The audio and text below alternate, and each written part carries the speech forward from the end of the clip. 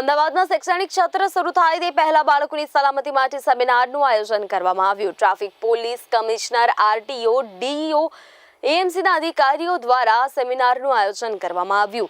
આ સેમિનારમાં fire safety, road traffic અકસ્માત સહિતના મુદ્દે ચર્ચા કરવામાં આવી. તો 1000થી વધુ શાળાના સંચાલકો આ બેઠકમાં હાજર રહ્યા.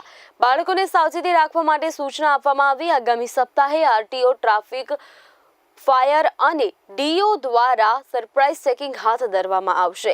ત્યારે જો બાળક લાયસન્સ વગર વાહન ચલાવતા પકડાશે તો કાર્યવાહી કરવામાં આવશે. તે ઉપરાંત જો બાળક એક્સિડન્ટ કરશે તો વાહન જેના નામે હશે તેને ₹25,000નો દંડ કરવામાં આવશે. તદુપરાંત 3 વર્ષની સજા કરાશે.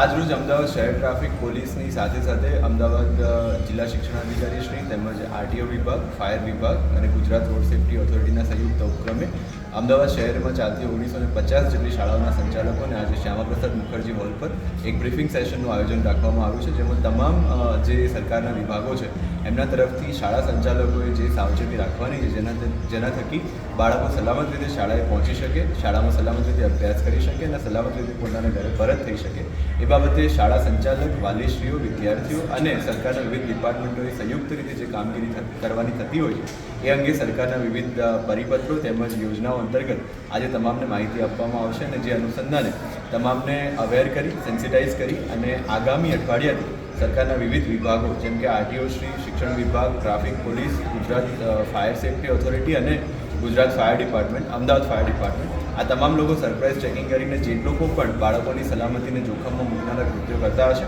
એમના વિરુદ્ધમાં સખત કાયદેસરની કાર્યવાહી કરવામાં આવશે, જે અંગે આજે તમામ શાળા સંચાલકોને પણ જાણ બાળકોની સલામતીને લઈને વાલી અને સંચાલક મંડળશ્રીઓને એ જ જણાવવાનું છે કે આરટીઓ દ્વારા માન્ય જે વાહનો છે એમ જ બાળકો જે છે એ શાળાએ પહોંચે. શાળાની આજુબાજુ જે ગેરકાયદેસર બાંધકામ છે, બિનઅધિકૃત પાર્કિંગ છે અથવા તો પ્રોપર રીતે સ્ટોપિંગ ઝોન, પિકઅપ અને ડ્રોપ ફેસિલિટી અને શાળાની બાળકો જે છે એ સલામત રીતે બસમાં ચડી શકે, બસમાંથી ઉતરી શકે એ પ્રકારનું વાતાવરણ જે છે એ પ્રોવાઈડ કરવા માટે આજે તમામને સૂચના આપવામાં આવશે.